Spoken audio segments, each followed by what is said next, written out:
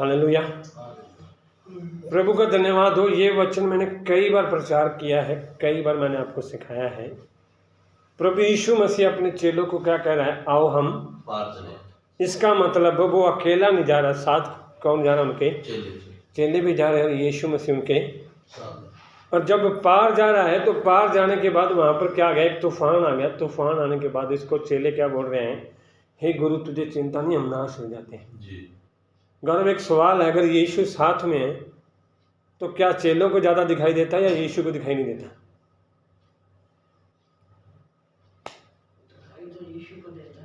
इधर गौरव, एक तरह को उदाहरण समझ में आएगा।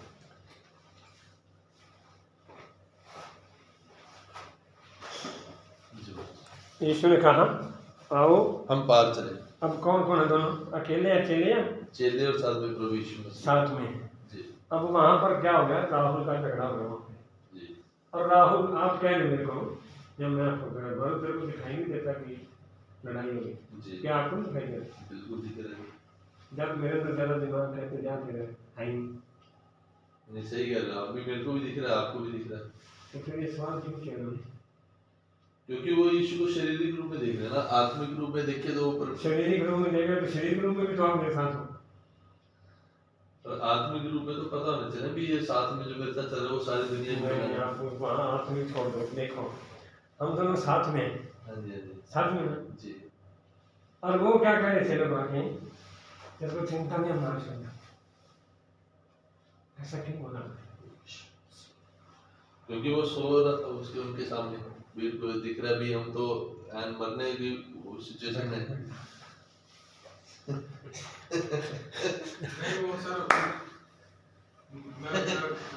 जी जी। लेकिन वो उसके चेले थे, उन्होंने उस पर विश्वास तो था पर पूर्ण रीति तक नहीं था।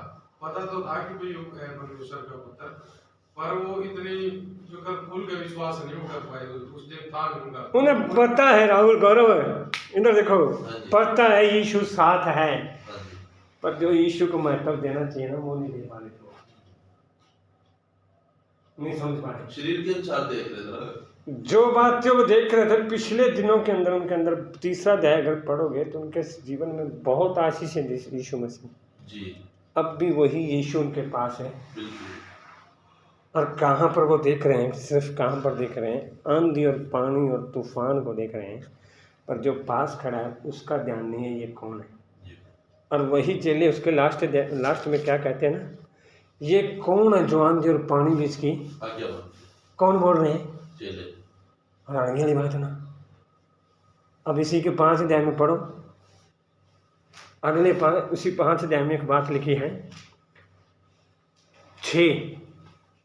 6 और 7 पढ़ो। गौरव पढ़ ले, राज ना हो, पढ़ ले। नहीं राहुल पढ़। 5 का 6 हाँ। और 7। वह यीशु को दूर ही से देखकर दौड़ा, उसे प्रणाम किया और ऊंचे शब्द से चिल्लाकर कहा, हे यीशु परम प्रधान परमेश्वर के पुत्र, मुझे तुझसे क्या काम? बस कौन बोल रहा है ये? वो इंसान जिसके अंदर शुद्ध था, मतलब जिसके अंदर दुष्ट आत्मा है, वो क्या बोल रहा है यीशु मसीह के बारे में? कौन है ये? मुझे तुझसे क्या काम? ना हे परम प्रधान परमेश्वर के पुत्र। चेले जो साथ में कौन पूछ रहे हैं ये कौन है? जो दुष्ट आत्मा बता रही है ये कौन है? हे परम प्रधान परमेश्वर के पुत्र। इसका मतलब चेलों की बुद्धि खत्म होगी, दुष्ट आत्मा की बुद्धि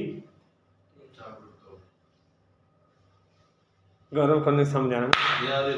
नॉलेज को छोड़ दो, इस बात को देखो। चेले साथ में चल रहे हैं, उनको नहीं पता यीशु कौन है, दुष्ट आत्मा को पता है यीशु कौन है। आप जिस बातों के बारे में सोच रहे हैं, जिस परिस्थितियों को देख रहे हो, उनको पता है यीशु कौन है। जिस दिन तक आप नहीं समझोगे ना, वो परिस्थितियाँ आपकी वैसी की वैसी बनेगी। समझ में? यीशु ने कहा आओ हम पार चले।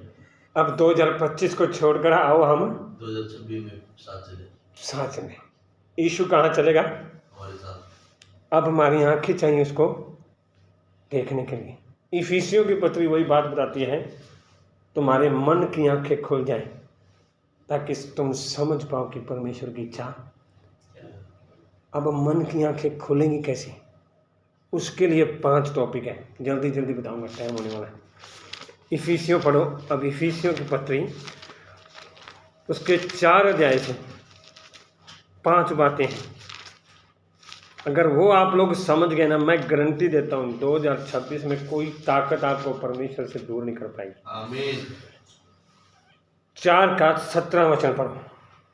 पहली बात है, इसलिए मैं ये कहता हूँ और प्रभु में आग्रह करता हूँ कि जैसे अन्य जातीय लोग अपने मन की अनर्थ रीति पर चलते हैं, तुम अब से फिर ऐसे न चलो। हालेलुया। क्या क्या आग्रह करता है कि जैसे अन्य जाति लोग अन्य जाति लोग अपने मन की नर्थ रीति के अनुसार चलते ना, वैसे तुम न चलो। वैसे जब यीशु साथ होना तो अपने मन की बातों को छोड़ दिया करो, अपने ज्ञान को। भूल गए। एक बात बताऊं, हर परिस्थिति का उत्तर एक जैसा नहीं होता। एक अंधे को चंगा किया तो उसने उसके विश्वास के द्वारा, बिल्कुल। दूसरे अंधे को चंगा किया तो उसने हाथ पे मिट्टी लगाकर, तीसरे अंधे को छुआ तो उसने आंखों पर थूकर, तीसरों को अंधे तीनों थे पर उसकी तीनों की सिचुएशन को अनुसार उनको चंगा किया। जब भी तुम मन की नर्थ रीति के अनुसार चलते हो ना, आप यही कहते हो कि जो यीशु पहले ठीक कर सकता अब क्यों नहीं कर, है ना। जब हम अपने मन की सोच चलते हैं ना, अपनी बुद्धि के अनुसार चलते हैं, तब हम यीशु को वो नहीं देख पाते जिस प्रकार चेले नहीं देख पा रहे थे।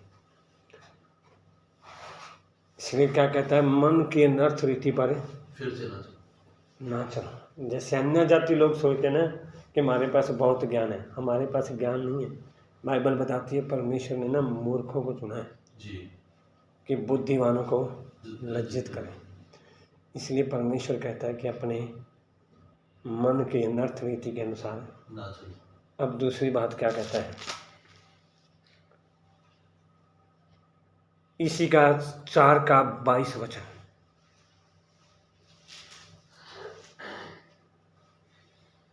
कि तुम पिछले चाल चलन के पुराने मनुष्यत्व को जो भरमाने वाली अभिलाषाओं के अनुसार भ्रष्ट होता जाता है उतार डालो। 22 भी 22 पढ़े सर। 23 में, और अपने मन के आत्मिक स्वभाव में नए बनते जाओ। हालेलुया। हालेलुया। अब यहाँ पर क्या कह रहा है, दूसरी बात कह रहा है कि अपने पिछले 4 चरण में जो तुम्हें बातें भरमाती है ना, उन अभिलाषाओं को छोड़कर अपने नए आत्मिक स्वभाव में नए बनते जाओ। जो अभिलाषाएं थी ना, छोड़ दो उनको।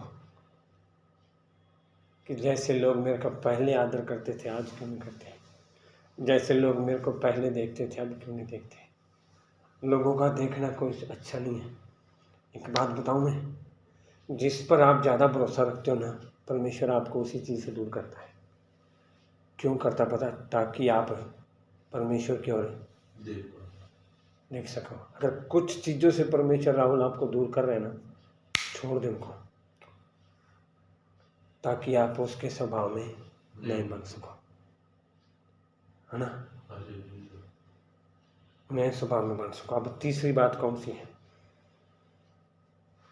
5 का 1 और 2,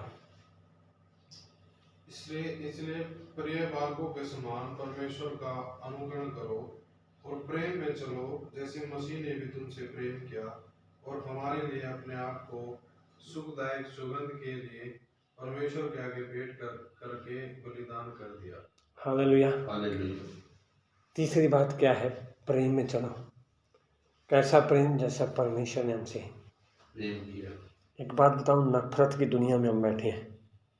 अगर इस दुनिया में जीना ना तो सिर्फ प्रेम से जी सकते हो। इस नफरत की दुनिया में ना अपने मन के अनुसार नहीं आप लोग जी सकते।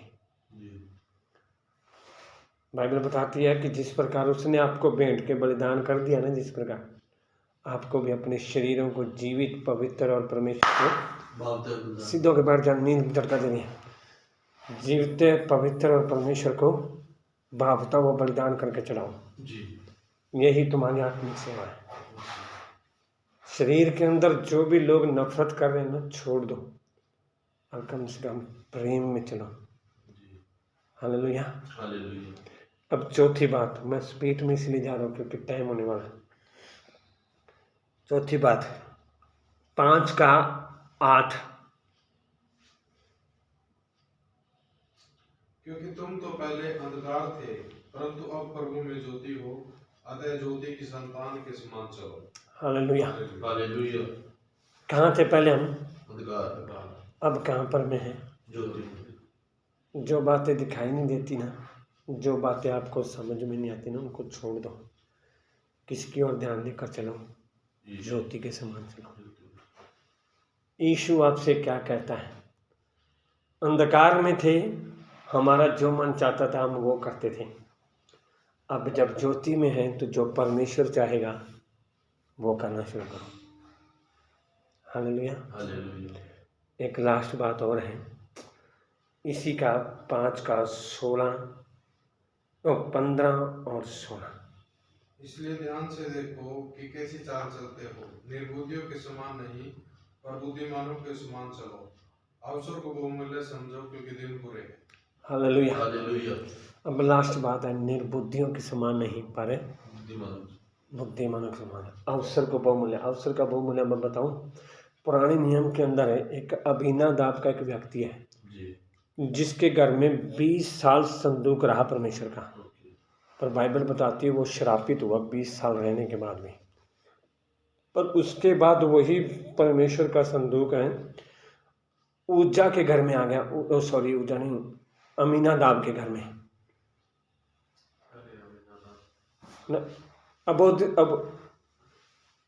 अबोद्यदोम अशदोदियों के घर में था 20 साल। आप पहला राजा 6 अध्याय पढ़ सकते हो। 20 साल रहा अशदोदियों के भवन में परमेश्वर का संदूक, पर वो श्रापित ठहरा उनके लिए।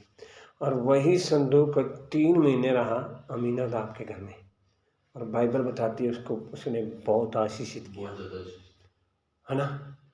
अवसर को बहुमूल्य समझने का मतलब तो क्या है, जो परमेश्वर के लिए हमें समय मिलता ना उसको बुद्धिमानी के साथ बिताया करो, कि हम कहाँ पर बैठे और किसके लिए हम बैठे हुए हैं।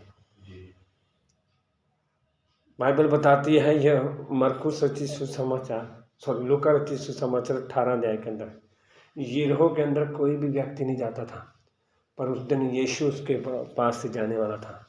वहाँ पर अंधा व्यक्ति बैठा, उसने सोचा अगर ये अवसर चला गया ना, यीशु आज चला गया तो कभी मैं देख नहीं सकता, इसलिए उसने वहाँ पर चिल्लाना शुरू कर दिया, हे दाऊद की संतान मुझ पर दया कर, मुझ पर दया कर।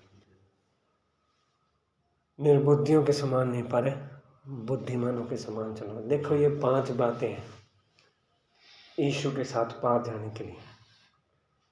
यीशु ने क्या कहा, आओ हम पार चलने के लिए।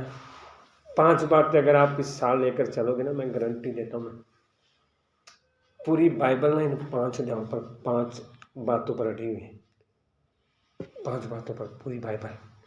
क्योंकि इफिसियों की पत्री वो पत्री है जिसके अंदर है पूरा बाइबल का संदेश है।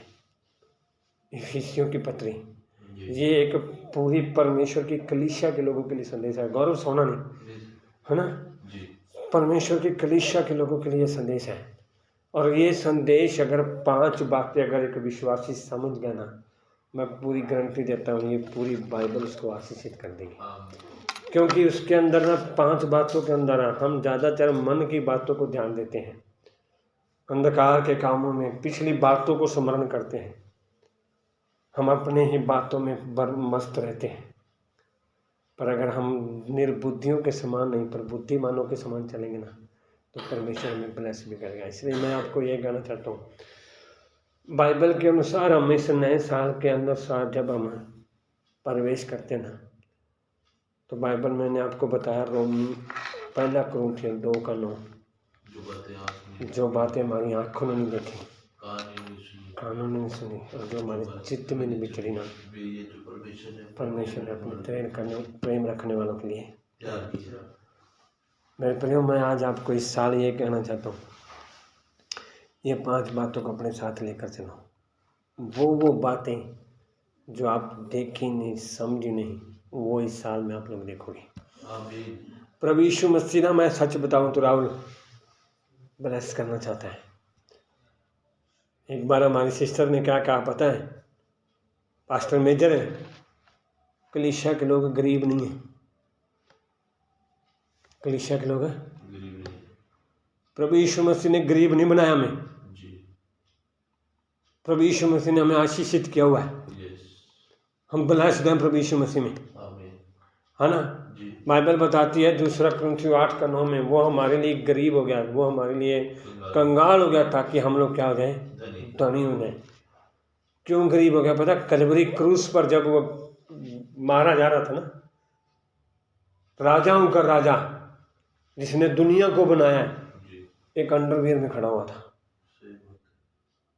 किसके लिए खड़ा हुआ था? आपके और मेरे लिए, ताकि आपकी कंगाली दूर हो जाए, हमारी कंगाली दूर हो जाए। हम गरीब नहीं है। मैंने आपको इसलिए आपको छोटी सी बात बताई, पैसों के लिए मैं कह रहा, मैं इसलिए आपको बताई, मैंने 45 रुपये तो मेरे खर्चा महीने का मैंने जोड़ के खुद देखा है, 45,000 रुपये मैंने देखा मैंने। अगर आप एक एक खर्चा आप हर दिन जोड़ के देखोगे ना, तो आपको भी पता चलेगा कि आपका कितना खर्चा हो रहा है महीने का।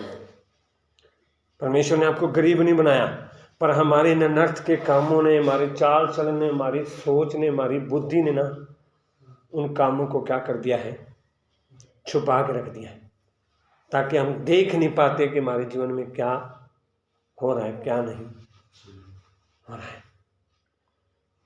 हालेलुया।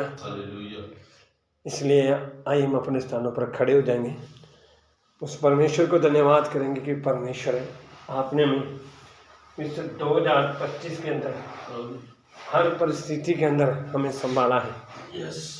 हमारे जीवन के अंदर कमियां थी, घटियां थी, परंतु हम आपके साथ पार होकर जाना चाहते हैं, हम आपके साथ पार होकर चलना चाहते हैं। शायद चेलों की तरह हम कई बार नहीं देख पाते जी, है ना, चेलों की तरह हम नहीं देख पाते, परंतु जो शैतान आज तक हमें अटैक करता, उसको सब पता है कि हमारे साथ है कौन है ना जी।